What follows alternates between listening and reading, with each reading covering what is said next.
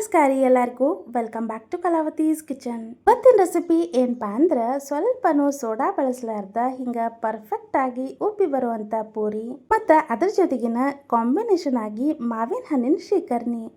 ಒಂದು ಚಿಟಕಿನೂ ಸೋಡಾ ಬಳಸಲಾರ್ದ ಹಿಂಗ ಬಲೂನ್ ಗತೆಕ ಉಬ್ಬಿ ಬರುವಂತ ಪೂರಿ ಟೇಸ್ಟ್ ಜೊತೆಗೆ ಅಷ್ಟ ಸಾಫ್ಟ್ ಆಗ್ನು ಇರ್ತಾವ್ರಿ. ಹಂಗಾದ್ರ ಮತ್ತೆ ಆಗ್ತಾಡ್ರಿ ಸಾಫ್ಟ್ ಆಗಿರುವಂತ ಪೂರಿ ಮತ್ತ ಅದ್ರ ಜೊತೆಗೆ ಮಾವಿನ ಹಣ್ಣಿನ ಶ್ರೀಕರ್ಣಿ ಎರಡನ್ನು ಮಾಡೋದ್ ಹೆಂಗಂತ ನೋಡ್ಕೊಂಡ್ ಬರೋಣ ಬರ್ರಿ.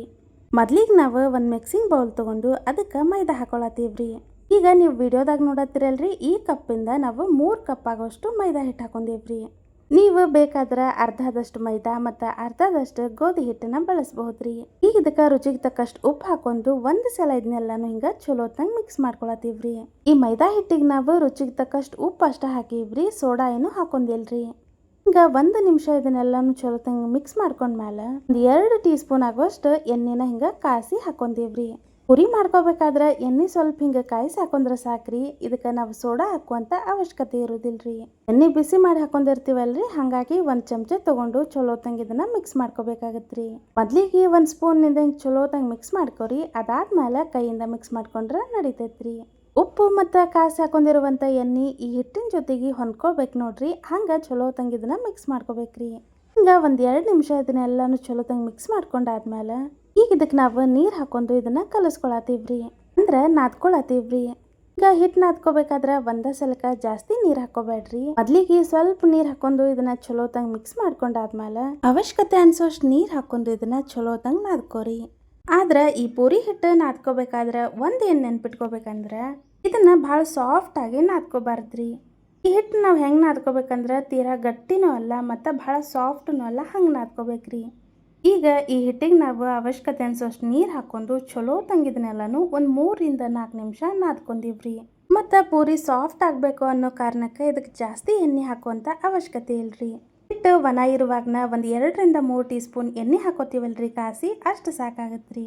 ಈಗ ನೀವು ವಿಡಿಯೋದಾಗ ನೋಡತ್ತಿರಲ್ರಿ, ಪೂರಿ ಹಿಟ್ಟು ಅನ್ನೋದು ಈ ಹದಕ್ಕೆ ಇರ್ಬೇಕ್ರಿ. ಮೊದಲಿಗೆ ಇದನ್ನ ಸಾಫ್ಟಾಗಿ ನಾದ್ಕೊಂಡ್ಬಿಟ್ರೆ ಹಿಟ್ಟು ತೆಳ್ಳಗಾಗತ್ರಿ. ಹಂಗಾಗಿ ಈ ಹದಕ್ಕೆ ನಾದ್ಕೊಂಡ್ಮೇಲೆ ಇದಕ್ಕೊಂದು ಮ್ಯಾಲೆ ಪ್ಲೇಟ್ ಮುಚ್ಚಿ ಒಂದು ಅರ್ಧ ತಾಸು ಈ ಹಿಟ್ಟೆಲ್ಲಾನು ನಾವು ನೆನೆಯಾಕ್ಬಿಟ್ಟಿವ್ರಿ. ಈ ಹಿಟ್ಟು ನೆನಿತಿರಲ್ರಿ, ಅಲ್ಲಿ ತನಕ ನಾವು ಮಾವಿನ ಹಣ್ಣಿನ ಶ್ರೀಕರ್ಣಿ ಹೆಂಗೆ ಮಾಡೋದು ಅಂತ ನೋಡ್ಕೊಂಡು ಬರೋಣ ಬರ್ರಿ. ಶ್ರೀಕರ್ಣಿ ಮಾಡೋಕೆ ನಾವು ಇಲ್ಲಿ ಮೊದಲಿಗೆ 3 ಮಾವಿನ ಹಣ್ಣು ತೊಗೊಂಡೇವ್ರಿ. ಈ ಮಾವಿನ ಹಣ್ಣೆಲ್ಲಾನು ನಾವು ಸ್ವಚ್ಛಂಗೆ ತೊಳ್ಕೊಂಡು ಹಿಂಗೆ ಸ್ವಲ್ಪ ಇದನ್ನ ತುಂಬ ಎಲ್ಲಾನು ತಕ್ಕೊಳತೀವ್ರಿ. ಈ ಶ್ರೀಕರ್ಣಿ ಮಾಡ್ಕೊಳಕ ಮಾವಿನ ಹಣ್ಣೆಲ್ಲ ಕಿವುಚ್ಬೇಕಂತ ಏನು ಇಲ್ರಿ. ಮತ್ತು ಈ ಮಾವಿನ ಹಣ್ಣಿನ ಪಲ್ಪ್ ಎಲ್ಲಾನು ನಾವು ಹೆಂಗೆ ತಕ್ಕೊಳ್ಳೋದು ಅಂತಂದ್ರೆ ಈಗ ನೀವು ವಿಡಿಯೋದಾಗ ನೋಡತ್ತಿರಲ್ರಿ, ಹಿಂಗೆ ಮ್ಯಾಗಿನ ಸಿಪ್ಪೆ ಅಷ್ಟ ತಕ್ಕೋಬೇಕ್ರಿ. ಮತ್ತು ಆದಷ್ಟು ಹಿಂಗೆ ಶ್ರೀಕರ್ಣಿ ಮಾಡ್ಕೊಳ್ಳುವಾಗ ಸ್ವೀಟ್ ಇರುವಂಥ ಮಾವಿನ ಹಣ್ಣು ತಗೋರಿ. ಇಲ್ಲಿ ನೀವು ವಿಡಿಯೋದಾಗ ನೋಡತ್ತಿರಲ್ರಿ, ಹಿಂಗೆ ಎಲ್ಲ ಮಾವಿನ ಹಣ್ಣಿಂದು ಸಿಪ್ಪಿ ತಕೊಂಡ್ರೆ ಆಯ್ತ್ರಿ. ಹಿಂಗೆ ಒಂದೇ ಸಲಕ್ಕೆ ನಾವು ಎಲ್ಲ ಹಣ್ಣು ಸಿಪ್ಪಿ ತೆಗೆದು ತಗೊಂಡಿವ್ರಿ. ಈಗ ನೀವ ಇಲ್ಲಿ ನೋಡ್ಬೋದ್ರಿ, ಈ ಪಲ್ಪ್ ಎಲ್ಲಾನು ಎಷ್ಟು ನೀಟಾಗಿ ಬರ್ತೈತಿ ಅಂತ. ಮೊದಲಿಗೆ ನಾವು ವಿಡಿಯೋದಾಗ ತೋರಿಸ್ದಂಗೆ ಸಿಪ್ಪಿ ಅಷ್ಟೇ ತಕ್ಕೊಂಡು ಅದಾದ್ಮೇಲೆ ಹಿಂಗೆ ಒಂದು ಚಾಕು ತಗೊಂಡು ನೀಟಾಗಿ ಪಲ್ಪ್ ಎಲ್ಲಾನು ತಕೊಂಡ್ರೆ ಆಯ್ತ್ರಿ. ಹಿಂಗೆ ವಿಡಿಯೋದಾಗ ನೋಡತ್ತಿರೋ ಹಂಗೆ ನೀವು ಪಲ್ಪ್ ಎಲ್ಲಾನು ತಕೊಂಡ್ರಿ ಅಂತಂದ್ರೆ ಈ ಹಣ್ಣು ಸ್ವಲ್ಪನೂ ವೇಸ್ಟ್ ಆಗ್ಲಾರ್ದಂಗೆ ಮತ್ತು ಕಿವುಚು ಅವಶ್ಯಕತೆ ಇಲ್ಲಾರ್ದ ನೀಟಂಗೆಲ್ಲಾನು ಈ ಪಲ್ಪ್ ಬರುತ್ರಿ. ನಾವಿಲ್ಲಿ 3 ಮಾವಿನ ಹಣ್ಣು ತೊಗೊಂಡಿವ್ರಿ. ನೀವು ಮನೆ ಒಳಗೆ ಎಷ್ಟು ಜನಕ್ಕೆ ಮಾಡ್ತೀರಿ ಅನ್ನೋದನ್ನ ನೋಡ್ಕೊಂಡು ಮಾವಿನ ಹಣ್ಣನ್ನು ಹೆಚ್ಚು ಕಮ್ಮಿ ತಗೋರಿ. ನಾವಿಲ್ಲಿ ತೋರ್ಸತ್ತಿರುವಂಥ ಶ್ರೀಕರ್ಣಿನ ಆರಾಮಾಗಿ 5-6 ಜನ ತಿನ್ಬಹುದ್ರಿ. ಈಗ ಹಿಂಗೆ ಈ ಪಲ್ಪ್ ಎಲ್ಲಾನು ತಕೊಂಡಾದ್ಮೇಲೆ ಇದನ್ನೆಲ್ಲಾನು ನಾವು ಒಂದು ಮಿಕ್ಸರ್ ಜಾರ್ಗೆ ಹಾಕೊಂಡು ಇದ್ರ ಜೊತೆಗಿನ ಒಂದು ಸಣ್ಣ ಕಪ್ ಆಗೋಷ್ಟು ಸಕ್ಕರೆ ಹಾಕೊಂಡಿವ್ರಿ. 3-4 ಟೇಬಲ್ ಸ್ಪೂನ್ ಆಗೋಷ್ಟು ಸಕ್ಕರೆ ಹಾಕೊಂಡಿವ್ರಿ. ಮತ್ತು ಅದ್ರ ಜೊತೆಗಿನ 2 ಏಲಕ್ಕಿ ಹಾಕೊಂಡು ಇದನ್ನೆಲ್ಲಾನು ನಾವು ಚಲೋ ತಂಗಿ ರುಬ್ಕೊಳತೀವ್ರಿ. 2 ನಿಮಿಷ ಇದನ್ನೆಲ್ಲಾನು ಮಿಕ್ಸಿ ಮಾಡ್ಕೊಂಡಾದ್ಮೇಲೆ ನೀವಿಲ್ಲಿ ಇದ್ರ ಕನ್ಸಿಸ್ಟೆನ್ಸಿನ ನೋಡಬಹುದ್ರಿ. ಈಗ ಇದಕ್ಕೆ ನಾವು ಸ್ವಲ್ಪ ಹಾಲು ಹಾಕೊಳತೀವ್ರಿ. ನಾವಿಲ್ಲಿ 1 ಕಪ್ ಆಗೋಷ್ಟು ಹಾಲು ಹಾಕೊಂಡಿವ್ರಿ. ಹಿಂಗೆ ಒಂದು ಸಲ ಈ ಮಾವಿನ ಹಣ್ಣೆಲ್ಲಾನು ಮಿಕ್ಸಿ ಮಾಡ್ಕೊಂಡ್ಮೇಲೆ ಇದಕ್ಕೆ ಹಾಲು ಹಾಕ್ಕೊಂಡು ಇನ್ನೊಂದು ಸಲ ಇದನ್ನು ಮಿಕ್ಸಿ ಮಾಡ್ಕೊಳತೀವ್ರಿ. ಜಾಸ್ತಿ ಏನೂ ಇಲ್ರಿ, ಜಸ್ಟ್ 2 ನಿಮಿಷ ಮಿಕ್ಸಿ ಮಾಡ್ಕೊಂಡ್ರೆ ಸಾಕ್ರಿ. ಈಗ ನೀವಿಲ್ಲಿ ನೋಡ್ಬೋದ್ರಿ ಎಷ್ಟು ಪರ್ಫೆಕ್ಟ್ ಕನ್ಸಿಸ್ಟೆನ್ಸಿಗೆ ಈ ಶ್ರೀಕರ್ಣಿ ಅನ್ನೋದು ರೆಡಿ ಆಗೈತಿ ಅಂತ.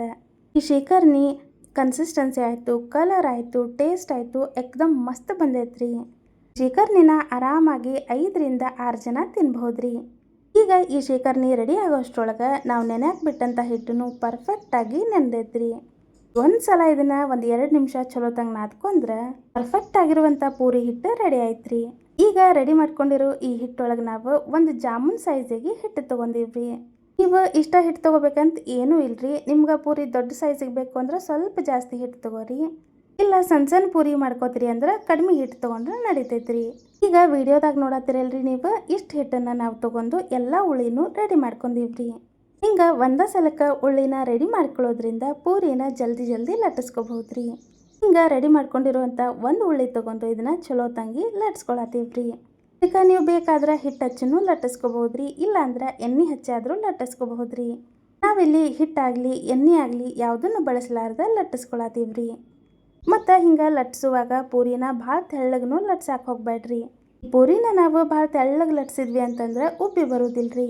ಎಷ್ಟೋ ಜನ ಪೂರಿ ಮಾಡುವಾಗ ಪೂರಿ ಯಾಕೆ ಉಬ್ಬುದಿಲ್ಲ ಅಂತ ಚಿಂತೆ ಮಾಡ್ತಿರ್ತೀರಿ. ಹಿಂಗೆ ಪೂರಿ ನಾವು ಲಟ್ಸ್ಕೊಳ್ಳುವಾಗ ಭಾಳ ತೆಳ್ಳಗೆ ಲಟ್ಟಿಸ್ಕೊಂಡ್ರೆ ಪೂರಿ ಉಬ್ಬಿ ಬರೋದಿಲ್ರಿ.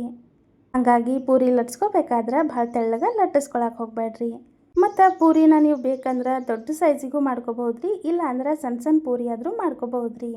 ನಾವಿಲ್ಲಿ ತೀರಾ ದೊಡ್ಡ ಸೈಜಿಗೂ ಅಲ್ಲ, ತೀರಾ ಸಣ್ಣ ಸೈಜಿಗೂ ಅಲ್ಲ, ಮೀಡಿಯಮ್ ಸೈಜಿಗೆ ರೆಡಿ ಮಾಡ್ಕೊಂಡಿವ್ರಿ. ಹಿಂಗೆ ಪೂರಿ ಮಾಡ್ಕೋಬೇಕಾದ್ರೆ ಹಿಟ್ಟು ಒಂದು ಚಲೋ ತಂಗ ನಾದ್ಕೊಂಡು ಬಿಟ್ರೆ ಸಾಕ್ರಿ, ಮಸ್ತ್ ಪಕ್ಕಿ ಪೂರಿ ರೆಡಿ ಆಗ್ತಾವ್ರಿ. ಈಗ ನೀವು ವಿಡಿಯೋದಾಗ ನೋಡತ್ತೀರಲ್ರಿ, ಇಷ್ಟು ಅಗ್ಲಿಕ್ಕೆ ಮತ್ತು ಹಿಂಗೆ ಸ್ವಲ್ಪ ದಪ್ಪನೂ ಅಲ್ಲ, ಭಾಳ ತೀರಾ ತೆಳ್ಳಗೂ ಅಲ್ಲ, ಹಿಂಗೆ ಲಟ್ಟಿಸ್ಕೊಂಡಿವ್ರಿ. ಹಿಂಗೆ ಒಂದೇ ಸಲಕ್ಕೆ ಒಂದು 2 ರಿಂದ 3 ಪೂರಿನ ಮಾಡಿ ಇಟ್ಕೋಬಹುದ್ರಿ. ಇದಾದ್ಮೇಲೆ ನಾವಿಲ್ಲಿ ಒಂದು ಕಡಾಯಿ ಒಳಗೆ ಎಣ್ಣೆ ಕಾಯಕ್ಕೆ ಇಟ್ಕೊಂಡಿವ್ರಿ. ಎಣ್ಣೆ ಪರ್ಫೆಕ್ಟಾಗಿ ಕಾದ್ಮೇಲೆ ನಾವಿಲ್ಲಿ ಲಟ್ಟಿಸ್ಕೊಂಡಿರುವಂಥ ಪೂರಿ ಹಾಕಿ ಫ್ರೈ ಮಾಡ್ಕೊಳತ್ತೀವ್ರಿ, ಅಂದ್ರೆ ಕರ್ಕೊಳತ್ತೀವ್ರಿ. ಹಿಂಗೆ ಈ ಪೂರಿನ ಎಣ್ಣೆ ಒಳಗೆ ಕರಿಬೇಕಾದ್ರೆ ಸ್ವಲ್ಪ ಹಿಂಗೆ ಮ್ಯಾಲೆ ಪ್ರೆಸ್ ಮಾಡ್ಕೊಂಡ್ರೆ ಸಾಕ್ರಿ. ಈಗ ನೀವು ವಿಡಿಯೋದಾಗ ನೋಡತ್ತಿರೋ ಹಂಗೆ ಈ ಪೂರಿ ಎಲ್ಲನೂ ಬಲೂನ್ ಗತೆಕ ಉಪ್ಪಿ ಬರ್ತಾವ್ರಿ. ನಿಮ್ಗೆ ಈ ಪೂರಿ ಸ್ವಲ್ಪ ಕಲರ್ ಜಾಸ್ತಿ ಬೇಕು ಅಂದ್ರೆ ಸ್ವಲ್ಪ ಜಾಸ್ತಿ ಫ್ರೈ ಮಾಡ್ಕೋರಿ. ಇಲ್ಲ ನಿಮ್ಗೆ ಅಷ್ಟೇನು ಕಲರ್ ಬೇಡ, ಸ್ವಲ್ಪ ಲೈಟಾಗಿ ಕಲರ್ ಚೇಂಜ್ ಆದ್ರೆ ಸಾಕು ಅಂದ್ರೆ ಇಷ್ಟು ಕಲರ್ ಬಂದರೆ ಸಾಕು, ತಕ್ಕೊಂಡು ಬಿಡ್ಬೇಕ್ರಿ. ಒಂದು ಸಲ ಎಣ್ಣೆ ಚಲೋ ತನಕ ಕಾಯೋ ತನಕ ಹೈ ಫ್ಲೇಮ್ ಇಟ್ಕೊಂಡು ಅದಾದ್ಮೇಲೆ ಮೀಡಿಯಮ್ ಫ್ಲೇಮ್ ಒಳಗೆ ಪೂರಿ ಎಲ್ಲನೂ ಫ್ರೈ ಮಾಡ್ಕೋಬೇಕ್ರಿ. ಈಗ ನಾವಿಲ್ಲಿ ಇನ್ನೊಂದು ಸಲ ತೋರ್ಸಾತೀವಿ ನೋಡ್ರಿ. ಹಿಂಗೆ ಎಣ್ಣೆಗೆ ಪೂರಿ ಹಾಕಿದಾಗ ಸ್ವಲ್ಪ ಮ್ಯಾಲಿಂಗ ಲೈಟಾಗಿ ಪ್ರೆಸ್ ಮಾಡ್ಕೋಬೇಕ್ರಿ. ಹಿಂಗೆ ಪ್ರೆಸ್ ಮಾಡ್ಕೊಳ್ಳೋದ್ರಿಂದ ಮಸ್ತಂಗಿ ಈ ಪೂರಿ ಎಲ್ಲನೂ ಉಬ್ಬಿ ಬರ್ತಾವ್ರಿ.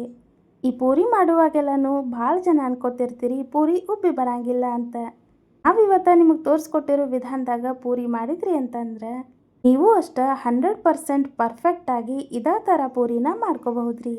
ನೋಡಿದ್ರಲ್ರಿ, ಒಂದು ಚಿಟ್ಕಿನೂ ಸೋಡಾ ಬಳಸಲಾರ್ದ ಎಷ್ಟು ಪರ್ಫೆಕ್ಟಾಗಿ ಉಬ್ಬಿ ಬರುವಂಥ ಪೂರಿನ ಮಾಡಬಹುದು ಅಂತ. ಈಗಂತೂ ಮಾವಿನ ಹಣ್ಣಿನ ಸೀಸನ್ ಐತ್ರಿ, ಹಾಗಾಗಿ ನಾವು ತೋರಿಸ್ಕೊಟ್ಟಿರುವಂಥ ವಿಧಾನದೊಳಗೆ ಮಾವಿನ ಹಣ್ಣಿನ ಶೇಖರಣೆ ಮಾಡ್ಕೋರಿ.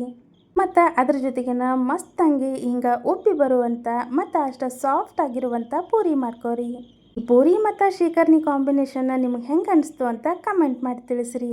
ನಾವಿವತ್ತು ನಿಮ್ಗೆ ತೋರಿಸ್ಕೊಟ್ಟಿರೋ ವಿಧಾನದಾಗ ಪೂರಿ ಮತ್ತು ಶೇಖರ್ಣಿನ ಟ್ರೈ ಮಾಡಿರಿ. ಮತ್ತು ಟ್ರೈ ಮಾಡಿದ್ಮೇಲೆ ರುಚಿ ಹೆಂಗೆ ಬಂತು ಅನ್ನೋದನ್ನು ಕಮೆಂಟ್ ಮಾಡಿ ತಿಳಿಸ್ರಿ. ಈ ಪೂರಿ ಮತ್ತು ಶೇಖರ್ಣಿ ರೆಸಿಪಿ ನಿಮ್ಗೆಲ್ಲರಿಗೂ ಇಷ್ಟ ಆಗೈತಿ ಅಂತ ಅನ್ಕೋತೀವ್ರಿ. ರೆಸಿಪಿ ಇಷ್ಟ ಆಗಿದ್ರೆ ನಮ್ಮ ಯೂಟ್ಯೂಬ್ ಚಾನಲ್ನ ಸಬ್ಸ್ಕ್ರೈಬ್ ಮಾಡ್ಕೋರಿ. ಮತ್ತು ವಿಡಿಯೋಕ್ಕೆ ಲೈಕ್, ಶೇರ್, ಕಮೆಂಟ್ ಮಾಡೋದನ್ನು ಮರಿಬೇಡ್ರಿ. ಇಂಥ ಮತ್ತಷ್ಟು ರುಚಿಕರವಾದಂಥ ಅಡುಗೆ ನೋಡಬೇಕು ಅಂದ್ರೆ ನಮ್ಮ ಯೂಟ್ಯೂಬ್ ಚಾನಲ್ನ ತಪ್ಪಲಾರ್ದ ಸಬ್ಸ್ಕ್ರೈಬ್ ಮಾಡ್ಕೋರಿ. ಮತ್ತು ಅಷ್ಟೇ ಅಲ್ರಿ, ಈ ಒಂದು ರೆಸಿಪಿ ನೋಡಿದ್ದಕ್ಕೆ ಧನ್ಯವಾದಗಳ್ರಿ.